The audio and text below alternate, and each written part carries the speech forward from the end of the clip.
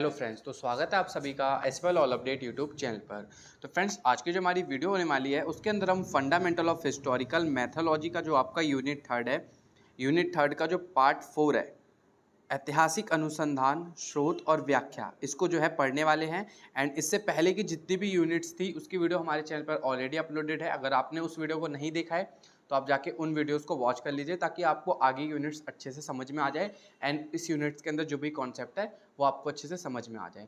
अगर आप हमारे चैनल पर नए आए हैं या आप हमारे चैनल पर पुराने हैं और अभी तक आपने हमारे चैनल को सब्सक्राइब नहीं करा है तो प्लीज़ हमारे चैनल को सब्सक्राइब कर दीजिएगा। एंड अगर वीडियो अच्छी लगे तो वीडियो को लाइक करके अपने किसी 5 फ्रेंड्स तक शेयर जरूर कर दीजिएगा। तो आइए आज की वीडियो को स्टार्ट करते हैं। अगर आपको इसके नोट्स चाहिए होंगे तो नोट्स आपको हमारे टेलीग्राम चैनल पर देखने को मिल जाएगा। एंड फ्रेंड्स, आपको डिस्क्लेमर एक मैं पहले दे दूं कि इस वीडियो को अगर आप एंड तक देखते हैं तो डेफिनेटली आपको ये पूरे जो आपका फंडामेंटल ऑफ हिस्टोरिकल मैथोलॉजी का जो आपका सब्जेक्ट है ये आपको अच्छे से समझ में आ जाएगा एंड इसके अंदर के जो भी कॉन्सेप्ट है वो आपको अच्छे से क्लियर हो जाएंगे। तो आइए वीडियो को स्टार्ट करते हैं। फ्रेंड्स, सबसे पहले हम इसके इंट्रोडक्शन से स्टार्ट करेंगे। परिचय यानी सबसे पहले हम इंट्रोडक्शन में ये देखेंगे कि जो ऐतिहासिक शोध वो अतीत की घटनाओं, व्यक्तियों और समाज की गहन जांच और अध्ययन की प्रक्रिया। यानी जो ऐतिहासिक शोध होता है वो बेसिकली किसी भी तरीके की जो घटना होती है जो कि अतीत में घट चुकी है उसको जो है समाज में लाना और उसको जो है उसकी तलाश करना, या उस समय जो भी अतीत में घटना हुई थी वो बेसिकली किस कॉन्सेप्ट से हुई थी या किस तरीके से हुई थी उसको प्रेजेंट करना ही हमारा ऐतिहासिक शोध होता है। इस शोध का जो मुख्य उद्देश्य होता है वो होता है उपलब्ध साक्ष्यों के आधार पर अतीत का पुनर्निर्माण करना और उसकी व्याख्या प्रस्तुत करना। यानी जो भी सोर्सेस वहाँ से मिले हैं, जो भी हम शोध करते हैं, जो भी इस पे हम जो भी यहाँ पे रिसर्च करते हैं उसका मेन मोटिव ये होता है कि जो अतीत का है उसका पुनर्निर्माण कर कर उसकी व्याख्या करना। यानी जो भी अतीत में जो भी हिस्ट्री में घटनाएं हुई हैं उनको देखकर उसके ऊपर एक रिपोर्ट तैयार करना ही हमारा जो है ऐतिहासिक शोध कहलाता है। आधुनिक परिप्रेक्ष्य में इतिहास जो है वो विशिष्ट घटनाओं या अनुभवजन मामलों के विश्लेषण के साथ साथ सामाजिक, सांस्कृतिक, राजनीतिक, आर्थिक और बौद्धिक गतिविधियों के व्यापक पैटर्न को समझने की दिशा में एक विशिष्ट स्थान रखता है। अन्य सामाजिक विज्ञानों की तुलना में ऐतिहासिक शोध जो है वो परिवर्तन की जटिलताओं को उजागर करने पर अधिक जो है बल देता है, जिससे यह अन्य मानविकीय और सामाजिक विज्ञान पद्धति से अलग दृष्टिकोण अपनाने का कार्य करता है। यानी जो हमारा ऐतिहासिक शोध होता है वो क्या करता है, शोध में परिवर्तन की जटिलताओं को उजागर करने का कार्य करता है और जो भी हम रिसर्च करते हैं उस टाइम पे जो भी हमें वहाँ पर डिफ़िकल्टी देखने को मिलती है उसको भी सॉल्व करने में हमारी मदद करता है। शोध की पद्धतियाँ उन प्रक्रियाओं, नियम और दृष्टिकोण का समूचा होती है जिनका उपयोग शोधकर्ता विश्व की कार्यप्रणाली को समझने के लिए करते हैं। यह वैज्ञानिक अनुसंधान केंद्रीय घटक है क्योंकि यह अनुभवजन्य और सांख्यिक साक्ष्यों के संग्रह और विश्लेषण में सहायता करता है। माना 1981 के अनुसार सामाजिक विज्ञान में अनुसंधान की एक मूलभूत पद्धति होती है जिसमें निम्नलिखित 8 चरण जो है वो शामिल होते हैं। यानी जो भी अनुसंधान किए जाते हैं उसकी जो पद्धति होती है उसमें टोटल जो है 8 चरण यानी टोटल 8 स्टेप्स होते हैं जिनको फॉलो किया जाता है किसी भी प्लेसेस पे हिस्टोरिकल रिसर्च करने से पहले, और यही जो है हमारा मेन रोल वहाँ पर प्ले करता है। तो इसमें जो 8 चरण है उसमें जो हमारा पहला चरण है वो है समस्याओं का निर्धारण। दूसरा चरण है चर यानी जो भी वेरिएबल्स होते हैं उनकी अवधारणा करना। परिकल्पना स्थापित करना यानी उसकी परिकल्पना से उसको अपनी कल्पना से, अपनी थिंकिंग स्किल से उसको स्थापित करने की कोशिश करना। नमूना सैंपल तैयार करना और अवधारणाओं की परिभाषित और लागू करना भी जो है शामिल होता है। छठा जो होता है वो होता है डेटा संग्रह, यानी जितनी भी हमने रिसर्च करी उसके डेटा को संग्रह करके रखना। परिकल्पना के परीक्षण हेतु डेटा का विश्लेषण करना, यानी जो भी डेटा हमने लिया है उसका एक विश्लेषण भी कर कर रखना होता है। तथा एंड ऑफ में जो हमारा 8th स्टेप होता है वो होता है निष्कर्ष यानी कंक्लूजन तैयार करना, कंक्लूजन रेडी करना। किसी भी ऐतिहासिक शोध में ये जो टोटल 8 स्टेप्स होते हैं यही मेन रोल जो है प्ले करते हैं किसी भी तरीके के ऐतिहासिक घटनाएं जहाँ पर होती है उसके रिसर्च करने में। माना का सुझाव है कि सामाजिक विज्ञान अनुसंधान में मुख्य अंतर जो है वो डेटा के विश्लेषण के लिए अपनाई जाने वाली तकनीक में होता है जिसे आमतौर पर विधि कहा जाता है। क्योंकि विभिन्न शोध विधियों को विशेष प्रकार के हेग की भावनाएं होती है, इसलिए डेटा संग्रह की रणनीति भी अनुसंधान पद्धति का एक महत्वपूर्ण भाग होता है। यानी जो भी डेटा हम संग्रह करते हैं, जो भी डेटा लेते हैं, कलेक्ट करते हैं, उसकी जो विधि होती है वो भी काफ़ी ज़्यादा महत्वपूर्ण होती है और उसके पीछे भी काफ़ी ज़्यादा रणनीति बनाकर ही हम उसको जो है उस डेटा को संग्रह करते हैं और उसका यूज़ करते हैं आगे अपने कंक्लूजन तक पहुंचने के लिए। तो ये था हमारा ओवरऑल इंट्रोडक्शन। अब हम बात करेंगे इसमें जो ऐतिहासिक अनुसंधान यानी हिस्टोरिकल रिसर्च जो होते हैं वो उसके प्रकार कौन से हैं, हिस्टोरिकल रिसर्च के जो प्रमुख प्रकार है वो कौन से हैं, उसको हम डिस्कस करेंगे। तो सबसे पहले इसके जो प्रमुख प्रकार में हमें देखने को मिलेगा वो है वर्णनात्मक ऐतिहासिक अनुसंधान यानी डिस्क्रिप्टिव हिस्टोरिकल रिसर्च।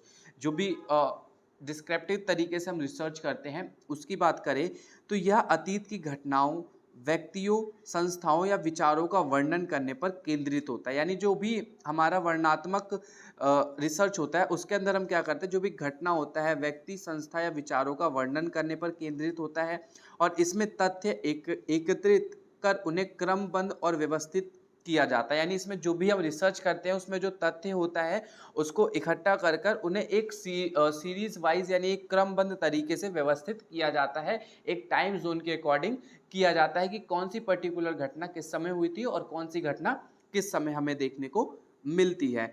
दूसरा जो हमें इसमें देखने को मिलता है प्रकार वो होता है विश्लेषणात्मक ऐतिहासिक अनुसंधान यानी एनालिटिकल हिस्टोरिकल रिसर्च की।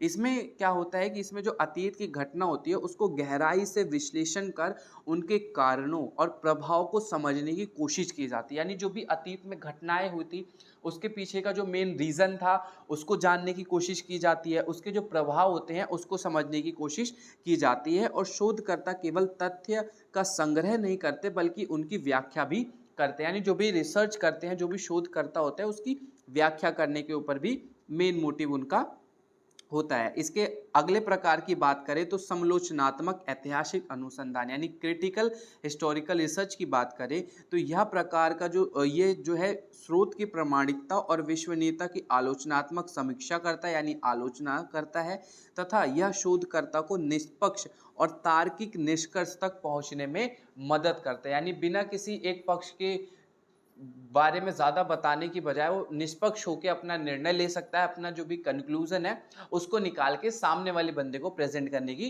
कोशिश करता है और अपने एक रिपोर्ट को जो है अच्छे से तैयार करने की पूरी कोशिश करता है समालोचनात्मक ऐतिहासिक अनुसंधान के अंतर।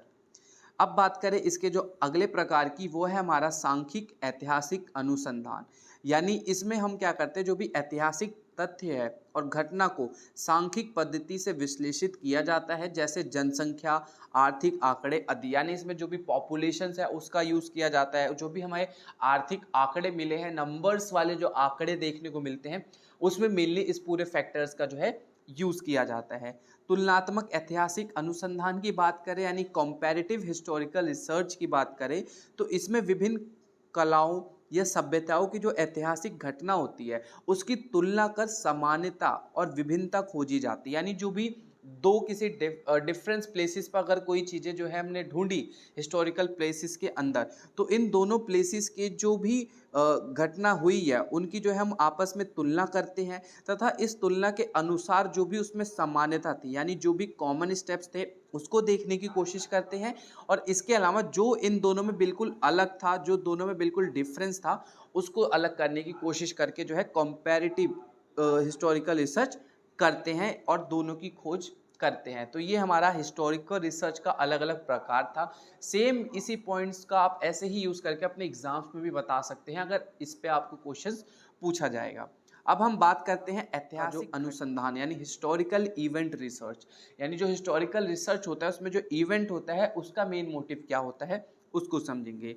तो ये जो होता है वो एक प्रकार का ऐतिहासिक अनुसंधान है। यानी जो ये होता है ये एक प्रकार का ऐतिहासिक अनुसंधान होता है जिसमें किसी विशेष ऐतिहासिक घटना का गहन अध्ययन किया जाता है और इसका विश्लेषण किया जाता है। इसका जो उद्देश्य होता है वो होता है उस घटना के कारण, प्रक्रिया, प्रभाव और उससे जुड़ी परिस्थितियों को साझा करना जो है इसका मेन मोटिव होता है ऐतिहासिक घटना अनुसंधान की, यानी जो इवेंट रिसर्च हम हिस्टोरिकल के अंदर, हिस्ट्री के अंदर करते हैं, तो उसका जो मेन होता है उद्देश्य, वो होता है घटना के कारण, यानी जो भी घटना हुई है उसके पीछे का जो कारण है, रीज़न है, वो क्या था, किस प्रकार से वो घटना हुई थी, उसकी जो प्रक्रिया थी घटना की वो क्या थी, उससे प्रभाव क्या हुआ, और उससे जुड़ी जितनी भी डिफरेंट टाइप्स की पर्सपेक्टिव होती है उसको समझने की हम कोशिश करते हैं।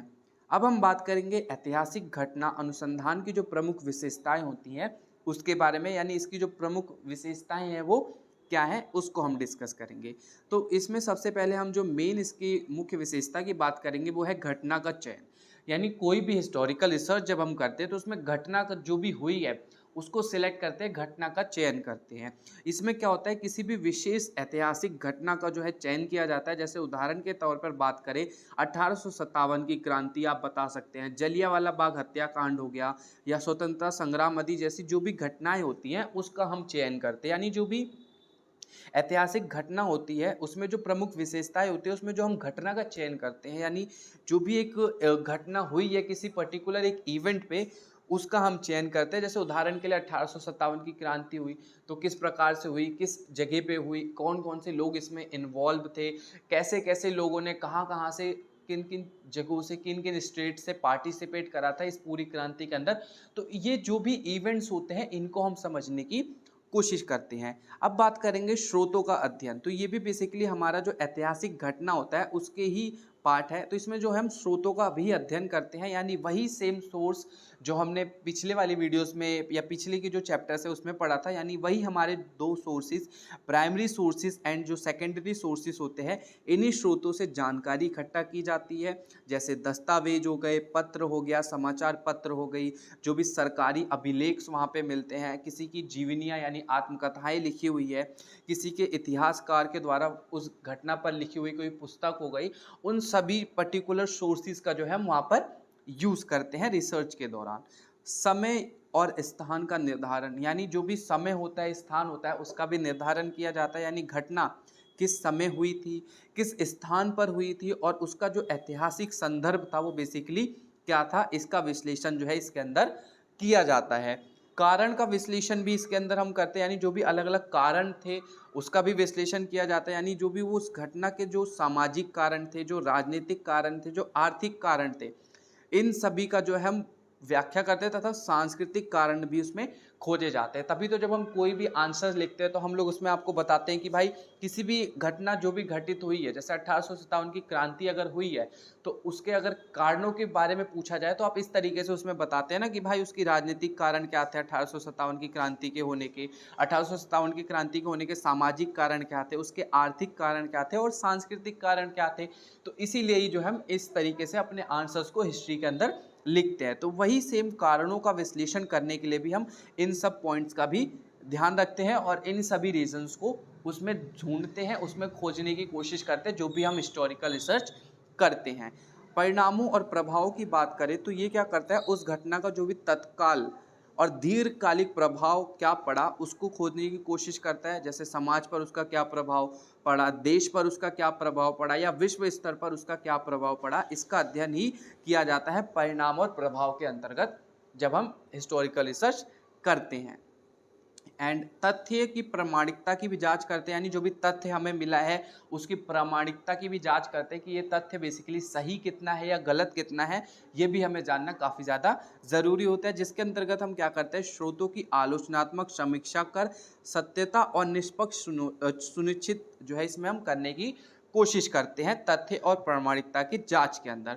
उदाहरण के तौर पर बात करें तो आप ये बता सकते हैं कि द्वितीय विश्व युद्ध का ऐतिहासिक घटना अनुसंधान, यानी जो द्वितीय विश्व युद्ध हुआ था उसकी घटना के ऊपर अगर हम रिसर्च करते हैं तो इसमें हम क्या करेंगे, इसमें हम युद्ध के कारणों के बारे में जानेंगे, उसमें जो प्रमुख घटना थी उसके बारे में जानेंगे, कौन कौन से प्रमुख देश थे जिनकी भूमिका जो है वो प्रथम या द्वितीय विश्व युद्ध में हमें देखने को मिली, युद्ध की समाप्ति कब हुई, और उसके बाद जो वैश्विक प्रभाव उसका पड़ा उसका अध्ययन भी इसके अंतर्गत किया जाएगा। तो इस तरीके से हम पूरा एक हिस्टोरिकल रिसर्च करने का एक एनवायरनमेंट तैयार करते हैं और उसके बाद उसका एक अच्छे से रिसर्च करके सारे पॉइंट ऑफ व्यू को अच्छे से एक्सप्लेन करने की कोशिश करते हैं।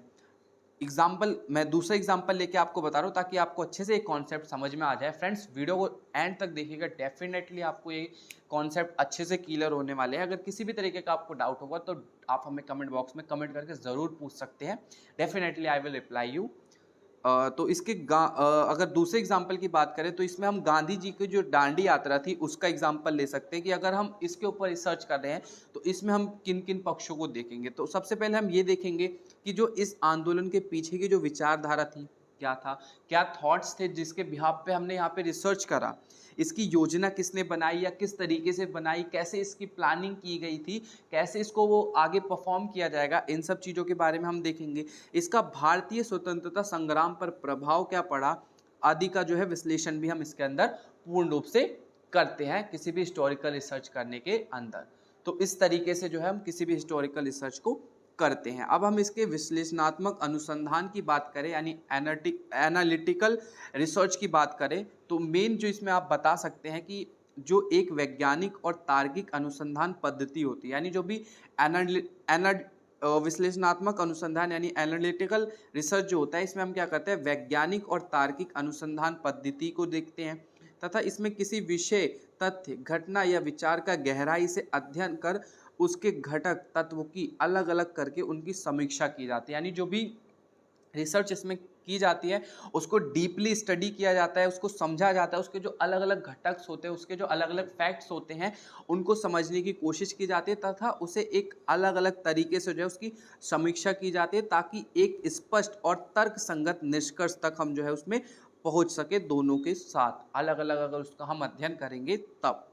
तो इसमें जो विश्लेषणात्मक अनुसंधान की जो प्रमुख विशेषताएं होती हैं उसकी बात करें तो इसकी जो प्रमुख विशेषता होती है वो होती है तथ्यों का गहन अध्ययन। यानी इसमें जो हम तथ्यों का गहन अध्ययन करते हैं, यानी इसमें पहले से उपलब्ध आंकड़ों, घटना या विचारों का सूक्ष्म अध्ययन किया जाता है। विश्लेषणात्मक अनुसंधान के अंतर्गत तार्किक दृष्टिकोण हम इसमें अपनाते हैं, यानी शोधकर्ता निष्कर्ष निकालने के लिए तर्क तक जाता है तथा उसके कारण और प्रभाव की श्रृंखला का भी उपयोग करता है तथा तथ्यात्मक वस्तुनिष्ठता भी इसमें देखी जाती है। यह क्या करता है, यह अनुसंधान निष्पक्ष होता है और व्यक्तिगत राय की बजाय तथ्यों पर आधारित होता है। जो भी तथ्य होते हैं, फैक्ट होते हैं, उस पर आधारित होता है। डाटा का भी उसमें उपयोग किया जाता है। इसमें मौजूद आंकड़े या स्रोतों का उपयोग कर नए निष्कर्ष निकाले जाते हैं और यह प्राय द्वितीय स्रोतों पर आधारित होता है तथा इसका समीक्षा और तुलना भी की जाती है। यानी विषय के विभिन्न पक्षों की तुलना करके उसके अंदर छिपे जो संबंध है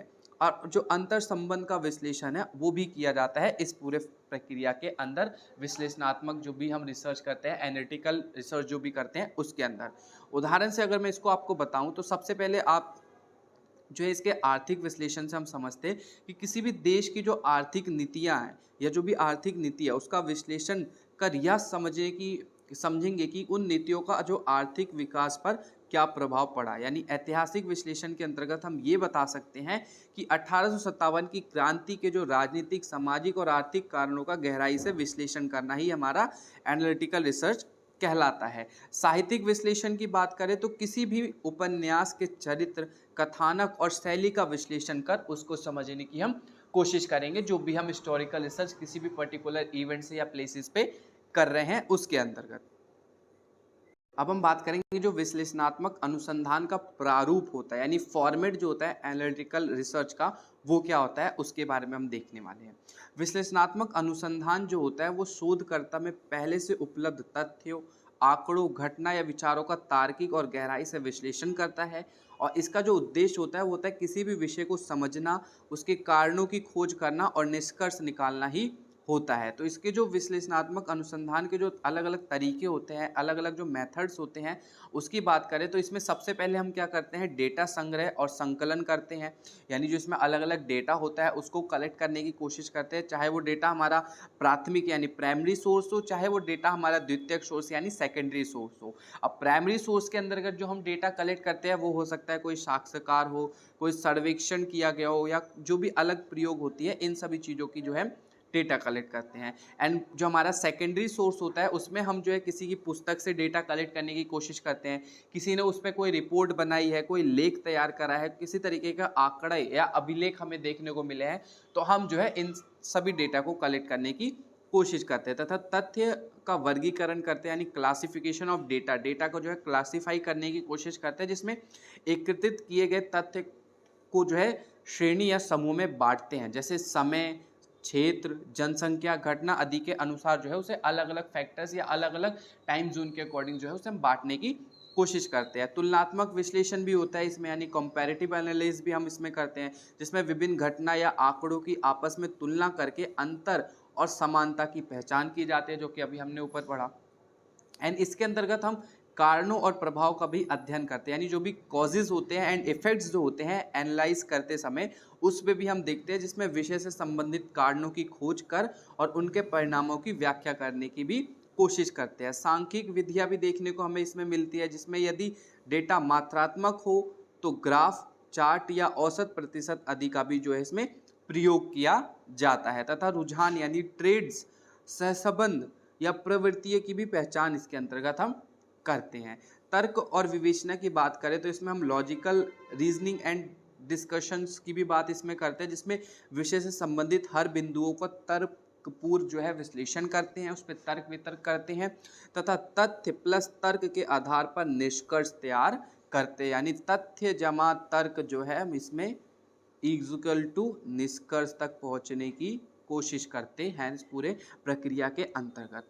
निष्कर्ष और सुझाव भी हम इसमें लेते हैं, जो भी कंक्लूजन निकालते हैं उसमें रिकमेंडेशन भी देखते हैं कि पूरे विश्लेषण से निकले प्रमुख बिंदुओं को संक्षिप्त में यानी डीपली उसे प्रस्तुत किया जाए, प्रेजेंट किया जाए।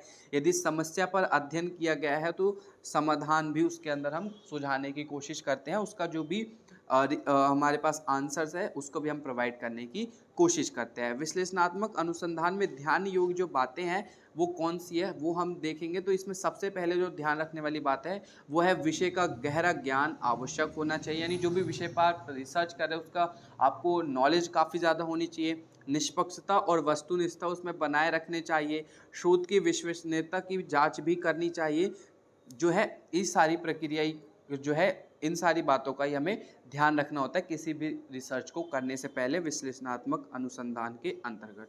अब हम बात करेंगे इसमें वर्णनात्मक अनुसंधान, यानी जो हमारा डिस्क्रिप्टिव रिसर्च होता है उसके बारे में। वर्णनात्मक अनुसंधान क्या है, सबसे पहले मैं आपको ये बताऊं तो वर्णनात्मक अनुसंधान सिंपल सा हमारा एक जो है वर्णनात्मक अनुसंधान वह अनुसंधान होता है जिसमें किसी व्यक्ति, घटना, वस्तु, स्थिति का विस्तृत और व्यवस्थित विवरण किया जाता है। यानी जो भी किसी घटना, वस्तु या स्थिति का जो है एक विस्तृत और व्यवस्थित विवरण प्रेजेंट करना ही वर्णनात्मक अनुसंधान होता है, जिसमें हम उसको अच्छे से डिस्क्राइब कर रहे होते हैं। इसमें शोधकर्ता केवल यह बताता है कि क्यों हो रहा है, मतलब कि कोई भी घटना जो है वो क्यों हो रही है, किस प्रकार हो रहा है, लेकिन इसका कारण खोजने या उसके प्रभाव समझने की कोशिश इसमें कम होती है। यानी मेनली उसमें जो है उस घटना के होने के पीछे के रीज़न को देखा जाता है, किस प्रकार से वो घटना हुई है उसको समझने की कोशिश की जाती है। वर्णनात्मक अनुसंधान की विशेषता की बात करें तो इसकी जो मुख्य विशेषता होती है वो ये होती है कि वास्तविक स्थिति का विवरण करता है, तथ्य और आंकड़ों का संग्रह होता है, इसमें कारणों की जांच से अधिक स्थिति का वर्णन करता है, सर्वेक्षण, प्रश्नावली, साक्षरता और प्रेशर जैसी विधियों का भी इसमें जो है उपयोग किया जाता है, तथा निष्कर्ष आमतौर पर तथ्य का सारांश ही होता है। यानी जो भी कंक्लूजन होता है वो तथ्य का सारांश ही हमें देखने को मिलता है। वर्णनात्मक अनुसंधान के उदाहरण की बात करें तो इसमें आप ये बता सकते हैं कि किसी स्कूल में छात्रों की उपस्थिति का वर्णन करना, एक शहर में प्रदूषण का जो स्तर है उसके बारे में बताना, उसका वर्णन करना, या उपभोक्ता की खरीद और आदत का जो अध्ययन है उसके बारे में बताना जो है हमारा पूरा वर्णनात्मक अध्ययन के अंतर्गत आता है या डिस्क्रिप्टिव रिसर्च के अंतर्गत आता है। अब इसमें हम तुलनात्मक अनुसंधान की बात करें, यानी जो भी कंपैरेटिव रिसर्च होता है तो उसकी बात करें तो सबसे पहले इसमें आपको ये समझना ज़रूरी है कि जो कंपैरेटिव रिसर्च होता है वो बेसिकली होता क्या है। कंपैरेटिव रिसर्च यानी तुलनात्मक अनुसंधान जो है वो होता है, ये क्या करता है, तुलनात्मक अनुसंधान में दो या दो से अधिक विषय, यानी किसी भी विषय से रिलेटेड दो या दो से अधिक जो विषय होते हैं उनकी जो घटनाएं होती है, उनका जो समूह होता है, नीतियां होती है, संस्कृति या समय अवधि की तुलना की जाती है ताकि उसके बीच समानता और भिन्नता समझी जा सके।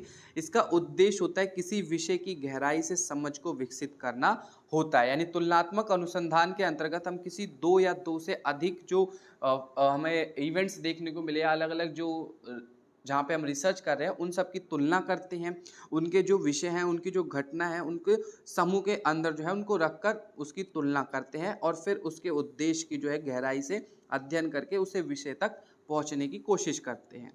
तुलनात्मक अनुसंधान की विशेषता की बात करें तो ये क्या करता है, वस्तु या विषयों की तुलना पर आधारित होता है। यानी इसकी जो मेन विशेषता है वो ये है कि ये वस्तु और विषयों की तुलना पर आधारित होता है, समानता और अंतर को पहचानने में मदद करते हैं। यानी जो भी उसमें समानता मिली है किसी भी हिस्टोरिकल रिसर्च के अंदर किसी दूसरे प्लेसेस से, उसको समझने की कोशिश करता है।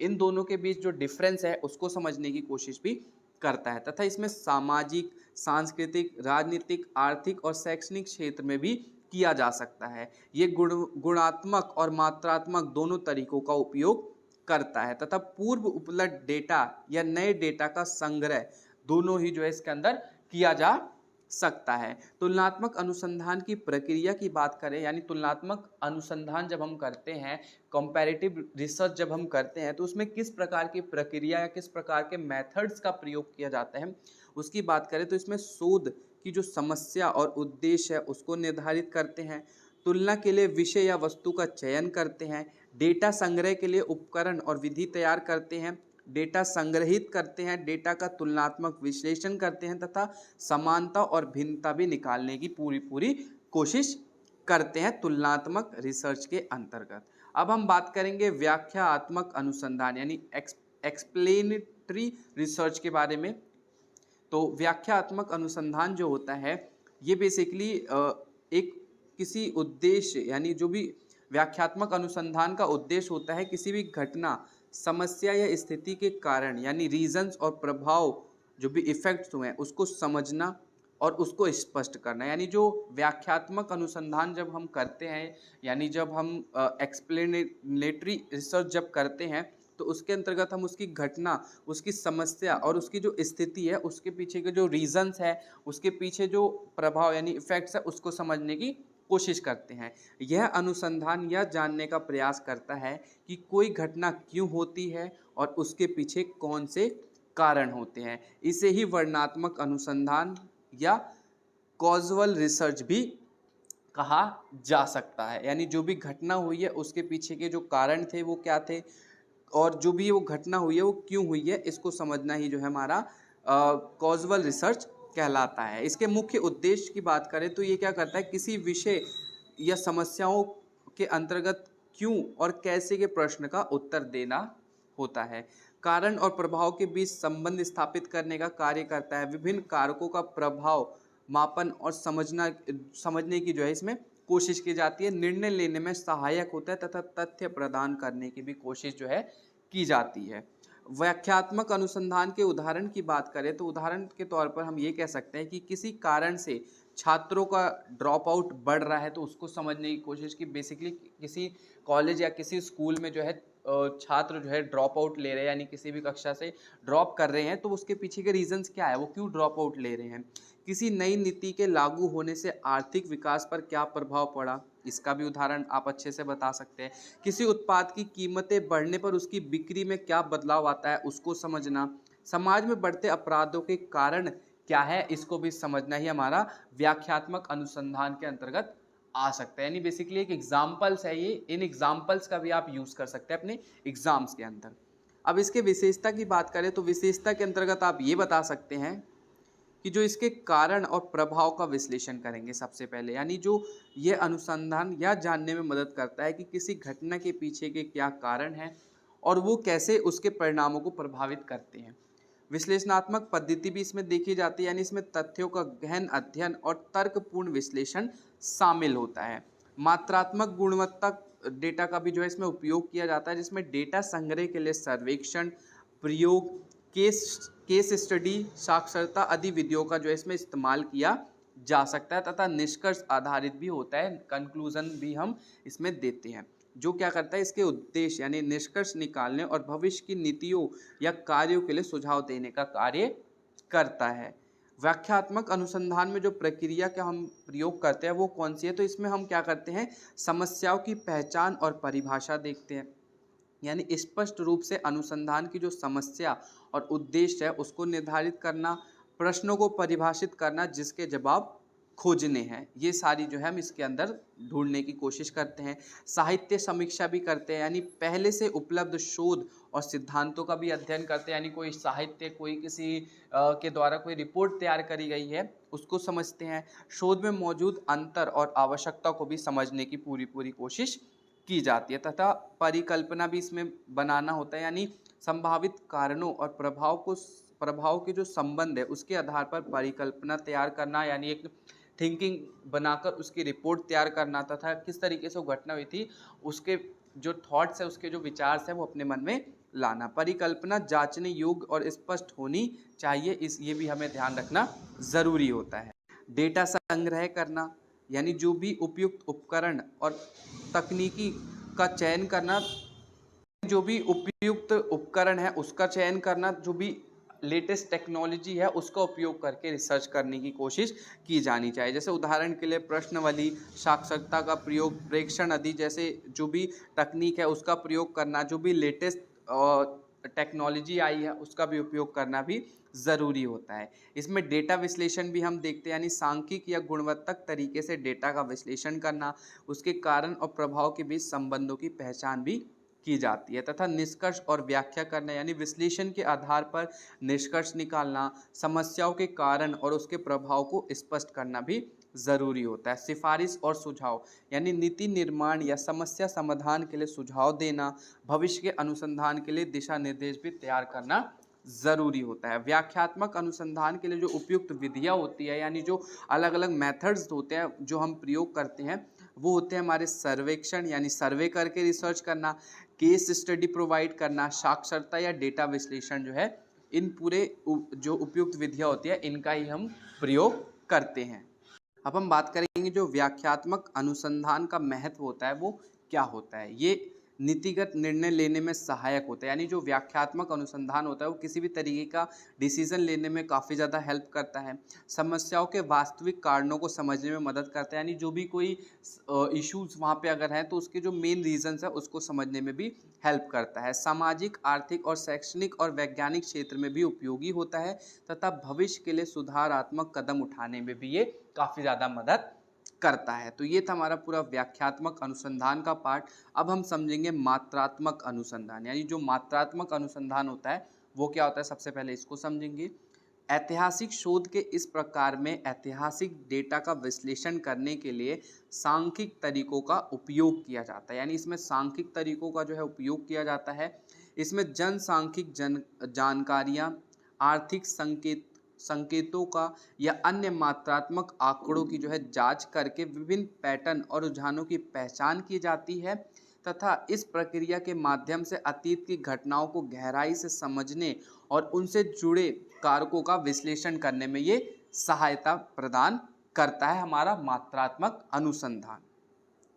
तथा अब बात करें गुणात्मक अनुसंधान की, तो ये क्या होता है, ये इस प्रकार के ऐतिहासिक शोध में जो गैर सांकेतिक डेटा, जैसे व्यक्तिगत विवरण, किसी व्यक्ति के द्वारा दिया गया कोई विवरण, पत्रचार या डायरी का विश्लेषण किया जाता है, या किसी विशेष ऐतिहासिक कालखंड में व्यक्तियों के अनुभव और दृष्टिकोण को समझने में सहायक होता है। इस शोध में अप्रकाशित दस्तावेज जैसे साहित्य, प्राथमिक और माध्यमिक दोनों प्रकार के स्रोतों का उपयोग किया जाता है, जिससे इतिहास की घटनाओं को व्यापक और गहन दृष्टिकोण से समझने में मदद मिलती है गुणात्मक अनुसंधान के अंदर। अब हम बात करें आंकड़ों के स्रोत की, यानी सोर्स ऑफ डेटा की, तो इसमें सबसे पहले हम बात करेंगे प्राथमिक स्रोत, यानी जो प्राइमरी सोर्स ऑफ डेटा होता है वो मेनली क्या होता है, कौन कौन से जो हमारे डेटा होते हैं जो प्राइमरी सोर्स ऑफ डेटा के अंतर्गत आते हैं, यानी प्राइमरी सोर्स ऑफ डेटा के पार्ट है, या वह आंकड़े होते हैं जो शोधकर्ता स्वयं पहली बार संग्रह करता है, यानी ये बेसिकली जो हमारे वो डेटा होते हैं जो भी रिसर्च कर रहा है कोई पर्टिकुलर पर्सन, तो उसके द्वारा संग्रह किया हुआ पहला डेटा होता है, किसी विशेष उद्देश्य के लिए जो किया गया हो। इन्हीं मूल को ओरिजिनल आंकड़े भी कहते हैं, यानी जो पहला आंकड़ा सर्व करता हो वही ओरिजिनल आंकड़ा हमारा प्राइमरी सोर्स कहलाता है। प्राथमिक स्रोत के उदाहरण की बात करें तो इसमें सर्वेक्षण, सर्वे, प्रश्नावली, क्वेश्चंस, साक्षरता, इंटरव्यू, प्रेक्षण हो गया, प्रयोग हो गया, फोकस ग्रुप चर्चा आदि जो है इसका पूरा एक पार्ट होता है। प्राथमिक आंकड़ों की विशेषता की बात करें तो ये क्या करता है, ताज़ा और अघटित होता है तथा विशिष्ट उद्देश्य के लिए एकत्रित किया जाता है। यानी जो प्राथमिक प्राइमरी सोर्स होता है वो फ्रेश होता है, बिल्कुल एक नए तरीके से तैयार किया हुआ डेटा होता है। ये विशिष्ट उद्देश्यों के लिए एकत्रित किया होता है, यानी इसको इकट्ठा करने के लिए, इसको एक साथ अच्छे से एक बनाने के लिए काफ़ी ज़्यादा ये हेल्प करता है हमें, तथा ये संग्रह में समय खर्च अधिक जो है लगता है। यानी इस संग्रह के अंतर्गत जो है समय और खर्च भी काफ़ी अधिक लगता है प्राथमिक आंकड़े के अंतर्गत। अब बात करें हम द्वितीयक स्रोत, यानी जो हमारा सेकेंडरी सोर्स ऑफ डेटा होता है वो बेसिकली क्या होता है। सेकेंडरी सोर्स ऑफ डेटा जो होता है वो बेसिकली ये आंकड़े पहले से किसी अन्य व्यक्ति या संस्था द्वारा एकत्रित किए जा चुके होते हैं और शोधकर्ता इन्हें अपने अध्ययन के लिए दूसरी बार उपयोग करता है। यानी ये ऐसे डेटा होते हैं जो शोधकर्ता जो है इसे दूसरी बार उपयोग करता है, जो किसी और के द्वारा पहले से यूज हो चुका है या उसको लिखा जा चुका है। इसे बेसिकली आप एग्जाम्पल से समझ सकते हैं कि आपने मान लो कोई एक नया मोबाइल फ़ोन खरीदा एंड उसी मोबाइल फ़ोन को अगर आप यूज़ करते हैं तो आप बिल्कुल फ्रेश न्यू यूज़ कर रहे हैं, लेकिन सेकंड अगर उसी को आपने किसी सेकंड पर्सन को बेच दिया तो वो एक सेकंड हैंड मोबाइल हो जाता है, यानी एक हैंड से दूसरे हैंड में ट्रांसफ़र हो गया और जो सेकंड वाला पर्सन है वो फर्स्ट वाले पर्सन के यूज्ड मोबाइल को यूज़ कर रहा है। तो वैसे ही सेम हमारा जो पहला डेटा होता है, प्राथमिक सोर्स होता है, वो फ्रेश होता है बिल्कुल, और इसके अंदर जो डेटा होता है वो काफ़ी ज़्यादा मेहनत करके, काफ़ी ज़्यादा खर्च करके तैयार किया हुआ होता है। लेकिन वहीं सेकेंडरी जो सोर्स होता है, जो हमारा द्वितीयक डेटा होता है, वो पहले बंदे के द्वारा ही पहले से उपयोग किया हुआ होता है, यूज़ किया हुआ होता है और काफ़ी ज़्यादा सस्ता होता है, इसलिए हम जो है उसका प्रयोग करते हैं। तो इसे आप जो है इस उदाहरण से समझ सकते हैं और डेफिनेटली एग्जाम में भी आपको याद रहेगा। द्वितीयक स्रोत के उदाहरण की बात करें तो यह क्या करता है, सरकारी रिपोर्ट जैसे जनगणना, आर्थिक सर्वेक्षण से किया जाता है। शोध और लेख और थीम्स के आधार पर होता है। इसमें पुस्तक और जर्नल की भी जो इसमें खोज की जाती है। इसमें समाचार पत्र भी शामिल होता है। संस्थागत डेटाबेस जैसे NSSO, CSO, NITI आयोग, WHO आदि का जो डेटा होता है उसका भी इसके अंतर्गत प्रयोग किया जाता है। वेबसाइट और ऑनलाइन पोर्टल जैसे data.gov.in का भी जो है इसके अंतर्गत अलग अलग डेटा को एकत्रित करने के लिए प्रयोग किया जाता है, जो भी हमारे सेकेंडरी सोर्स ऑफ डेटा का पार्ट होता है। द्वितीयक आंकड़ों की विशेषता की बात करें तो इसका जो मेन जो इसकी विशेषता होती है वो ये होती है कि ये पहले से उपलब्ध होता है, सस्ता और शीघ्रता से उपलब्ध हो जाता है, यानी काफ़ी ज़्यादा जो है सस्ता होता है और जल्दी से जल्दी जो है हमें मिल भी जाता है, और हमेशा शोध की आवश्यकता से मेल नहीं खाते हैं ये। ठीक है, तो ये हमारा पूरा जो पार्ट था वो हमारा primary source and secondary source के अंतर्गत था। अब हम बात करेंगे डेटा या स्रोत की जो विश्वसनीयता और वैधता होती है वो क्या होती है।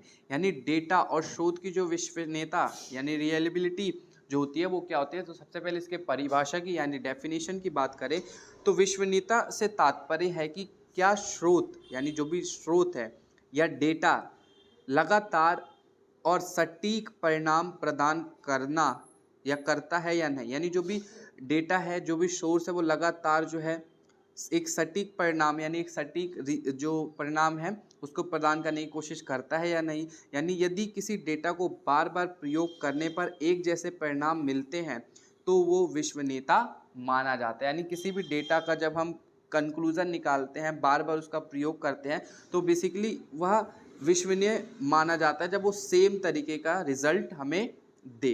इसकी मुख्य विशेषता की बात करें तो ये स्थिर होता है, यानी स्टेबिलिटी इसमें देखने को मिलती है।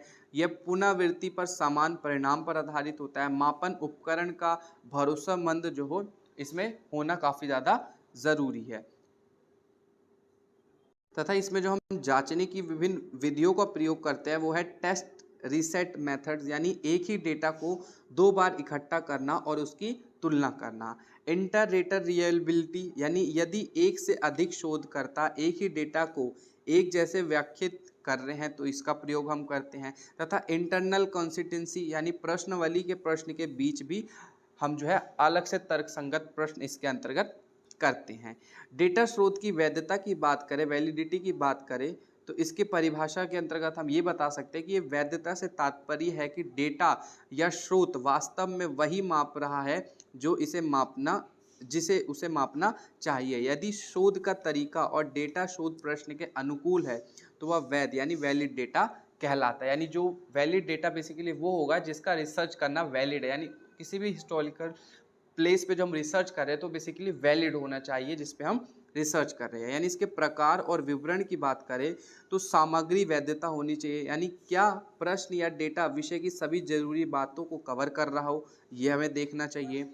निर्माण वैधता उसमें होनी चाहिए, जैसे संतोष या प्रेरणा, यानी डेटा उस अमूर्त सिद्धांत को सही से दर्शा रहा है या नहीं, इसकी भी जांच करनी चाहिए। तथा मान्यता प्राप्त वैधता भी इसके अंतर्गत होनी चाहिए, यानी डेटा को किसी भी मान्य मापदंड या परिणामों से मिला होना चाहिए। उदाहरण के लिए बात करें, अगर आप छात्रों की योग्यता माप रहे हैं लेकिन केवल उनकी उपस्थिति देख रहे हैं तो यह अवैध मापन होगा। यानी जैसे कोई छात्र की आप योग्यता देख रहे हैं तो वो उसकी योग्यता आप उसकी क्लास में वो बंदा कितना प्रेजेंट है, कितने डेज पे वो प्रेजेंट रहता है, उसके हिसाब से करें तो बेसिकली गलत होगा। तो उसको जब आप देखेंगे उसके अंदर की स्किल्स क्या है, उसके अंदर नॉलेज कितना है, उसके बिहाफ पे आप उसको जो है देखेंगे। तो ये काफ़ी अच्छा एग्जाम्पल जो है आप बता सकते हैं अपने एग्जाम के अंदर भी। जितने भी क्वेश्चंस है टोटली मैंने आपको अच्छे से एग्जाम्पल्स ले लेके अच्छे से बताए हैं, आप अच्छे से अपना जो है इसको आंसर्स लिख के प्रेजेंट कर सकते हैं। अब इसमें हम बताते हैं विश्वसनीयता और वैधता में अंतर क्या होता है इसके बारे में। तो सबसे पहले हम इसके अर्थ की बात करें तो ये कितनी बार एक जैसे परिणाम इसमें जो है मिलते हैं, तथा वैधता के अंदर क्या हम वही माप रहे हैं जो मापना चाहते हैं, ये भी देखना ज़रूरी होता है। इसमें ध्यान रखने वाली जो बात विश्वसनीयता के अंदर है वह स्थिर और दोहराव, और वैधता के अंदर सटीकता और उपयुक्त होना चाहिए। बिना इसके डेटा अविश्वसनीय और अस्थिर होगा, तथा वैधता के अंदर डेटा गलत निष्कर्ष भी देगा। अब हम बात करें शोध में डेटा की जांच कैसे करते हैं, यानी जो भी कोई शोध हम करते हैं तो उसमें जो डेटा होता है उसकी जांच कैसे की जाती है। तो इसके चरण और विवरण की बात करें तो सबसे पहले हम स्रोतों की प्रामाणिकता की जांच करते हैं, तथा प्रामाणिकता की जांच के अंदर हम इसके अंदर क्या विवरण देखते हैं कि क्या स्रोत सरकारी है या शैक्षणिक या अन्य मान्यता प्राप्त के द्वारा जो है इसका विवरण तैयार किया गया है, तथा इसके तारीख और संदर्भ को देखते हैं, यानी डेटा अद्यतन या पुराना तो नहीं है। लेखक या संस्था की भी जो शाखा होती है उसकी भी जांच करते हैं, यानी क्या स्रोत जो है वह निष्पक्ष और विशेषज्ञ है। तथ्य और राय का भी जो है हम इसमें अंतर देखते हैं, यानी क्या डेटा तथ्यात्मक या केवल मत तो नहीं है, यानी उल्लेखनीय संदर्भ की भी हम इसमें जांच करते हैं, क्या स्रोत ने अपने आंकड़ों को प्रमाण देने की कोशिश करी है या नहीं। अब हम बात करेंगे ऐतिहासिक समय श्रृंखला के विश्लेषण की।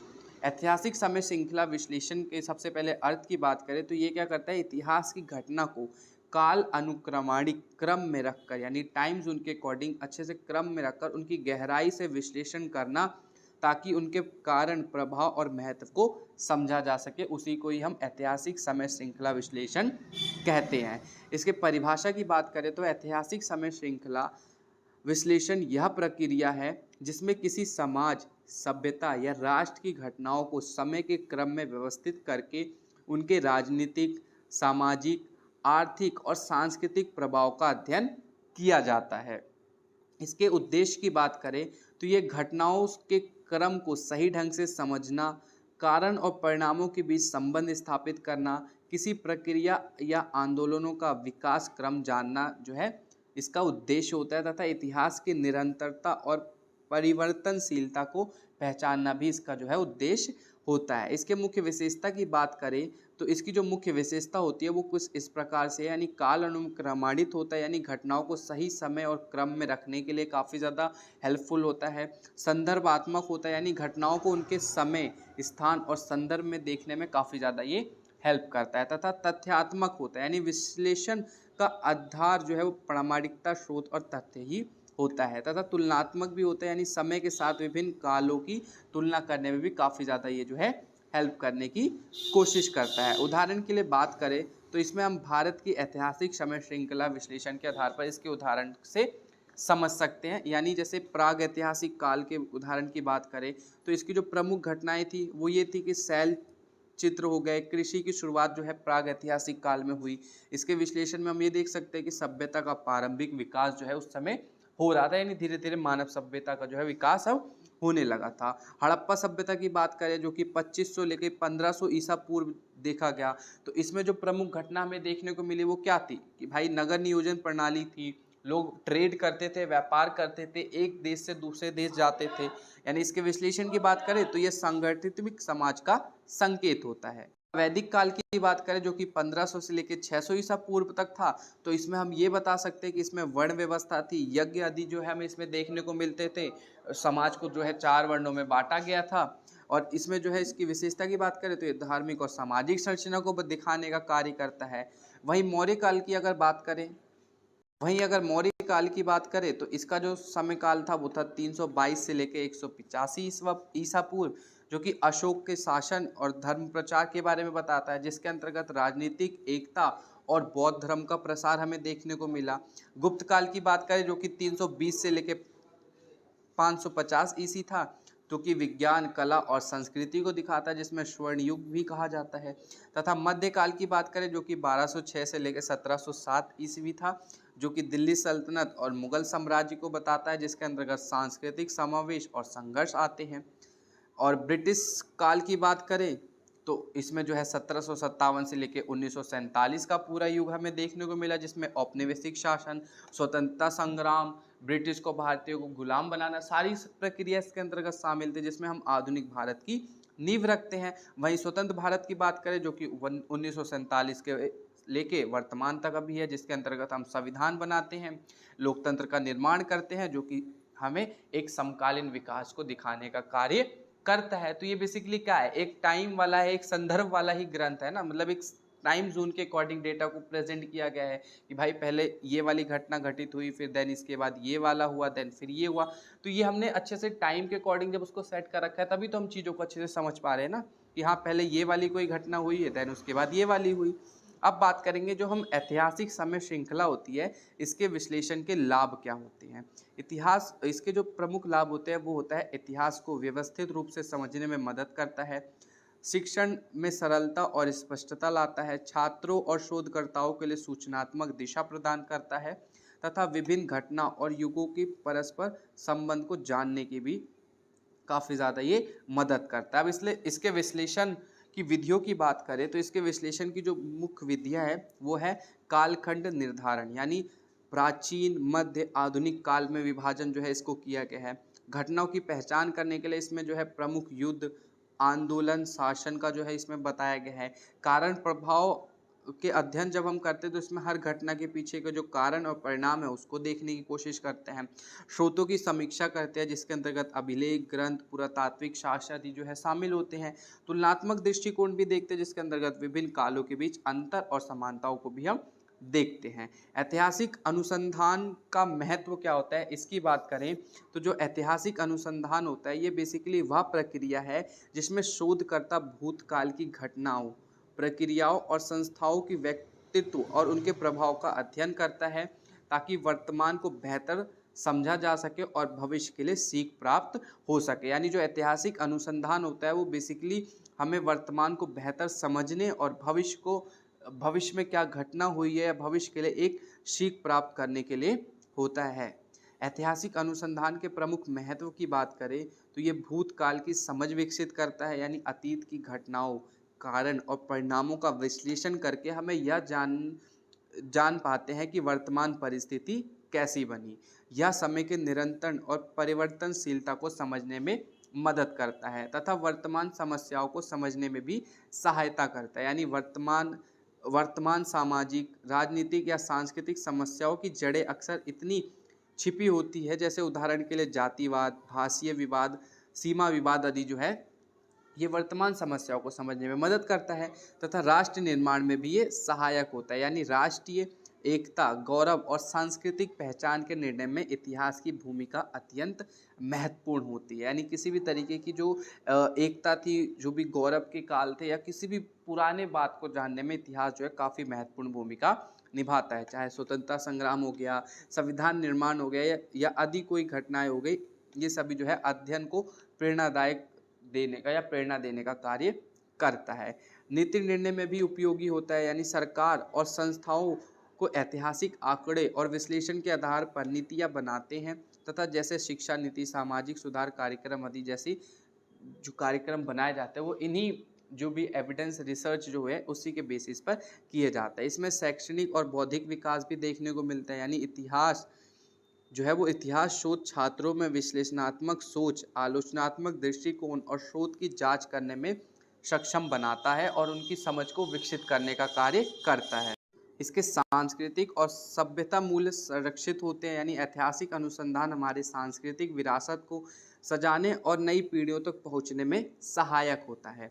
अन्य विषयों के विकास में भी सहायक होता है, चाहे राजनीतिक, समाजशास्त्र, मानव शास्त्र, अर्थशास्त्र आदि जैसे जो अन्य विषय होते हैं उसको विकास में भी काफ़ी ज़्यादा महत्वपूर्ण भूमिका निभाते हैं, इंपॉर्टेंट रोल्स होता है इसमें। ऐतिहासिक अनुसंधान के फायदे और नुकसान की बात करें, यानी ऐतिहासिक अनुसंधान के जो हमारे एडवांटेज एंड डिसएडवांटेज है वो क्या है उसकी बात करते हैं। तो सबसे पहले हम एडवांटेज देखते हैं। तो इसके जो एडवांटेज होती है वो होती है भूतकाल की गहराई से समझ विकसित करता है, यानी अतीत की घटनाओं, उनके कारण, परिणाम और विकास क्रम को स्पष्ट रूप से जानने में मदद करता है तथा वर्तमान समस्याओं का समाधान भी जो है इसमें देखने को मिलता है, यानी आज की जटिल सामाजिक राजनीतिक चुनौतियों की जड़ें जो है भूतकाल में ही खोजने व समझने में सहायक होता है। यह नीति और योजना निर्माण में भी काफ़ी महत्वपूर्ण भूमिका निभाता है, यानी शैक्षणिक, आर्थिक या सामाजिक नीतियाँ बनाते समय ऐतिहासिक संदर्भ से लाभ मिलता है तथा सांस्कृतिक एवं राष्ट्रीय चेतना भी जगाता है और शोधकर्ता का भी विकास ये करने में सहायक होता है। अब ऐतिहासिक अनुसंधान के जो डिसएडवांटेज है या लिमिटेशन है उसकी बात करें तो ये स्रोतों की आपूर्ति इसमें जो है हमें देखने को मिलती है, पूर्व ग्रह का जोखिम होता है तथा सटीकता की चुनौती और समय एवं समाधान जो है इसमें गहन रूप से हमें देखने को मिलता है। एंड आधुनिक संदर्भ में भी ये प्रत्यक्ष अनुप्रयोग की कठिनाइयों में भी सहायक होता है, जिसमें पुराने सामाजिक सांस्कृतिक ढांचे आज बदल चुके होते हैं, इसके लिए निष्कर्ष हर स्थिति में लागू नहीं हो पाते हैं।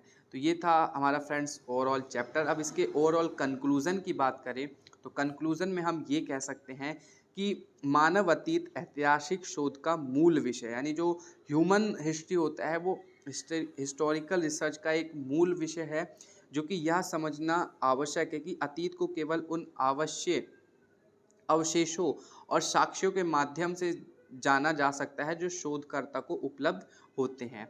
इस प्रकार अतीत की सीधी जांच संभव नहीं है, बल्कि इसे केवल विश्लेषण और व्याख्या के माध्यम से समझा जा सकता है। प्रयोगात्मक अनुसंधान के विपरीत एक इतिहासकार अतीत की घटनाओं को पुनः घटित नहीं कर सकता, बल्कि उपलब्ध स्रोतों के आधार पर उसकी व्याख्या करने की वो पूरी कोशिश करता है। क्योंकि ऐतिहासिक अनुसंधान में व्यक्तिपरकता का एक अति निर्मित तत्व होता है, इसलिए किसी भी महत्वपूर्ण विषय पर अंतिम सत्य की स्थापना संभव नहीं है। समय के साथ साथ नए इतिहासकार अलग अलग दृष्टिकोण, संदर्भ, नए अनुसंधान के लिए प्रश्न और नए शोध सामग्रियों के आधार पर इतिहास की व्याख्या करते हैं और इस प्रक्रिया में वे अतीत की नई परतों को उजागर कर सकते हैं और पूर्ववर्तीय निष्कर्ष को पुनः व्याख्यात कर सकते हैं और पुनः व्याख्यात करने का प्रयास कर सकते हैं। तो फ्रेंड्स ये था हमारा ओवरऑल चैप्टर्स एंड जो भी हमारा अब हिस्टोरिकल रिसर्च मैथोलॉजी का जो सब्जेक्ट रह गया इसकी सिर्फ और सिर्फ अब आपकी एक यूनिट रह गई है, तो जल्द ही उसकी वीडियो भी चैनल पे देखने को मिल जाएगी। अगर आपको आज की वीडियो अच्छी लगी तो प्लीज़ वीडियो को लाइक कर देना एंड इस वीडियो को अपने किसी 5 दोस्तों तक शेयर जरूर कर दीजिएगा एंड अगर आप हमारे चैनल पर नए हैं तो प्लीज़ चैनल को सब्सक्राइब जरूर कर दीजिएगा। एंड अगर आपको ये वीडियो अच्छा लगा हो या किसी भी तरीके का आपको डाउट हो तो आप हमें नीचे कमेंट बॉक्स में कमेंट करके ज़रूर पूछ सकते हैं। तो मिलते हैं आपसे अपनी अगली वीडियो में। Thanks for watching, meet you on next video.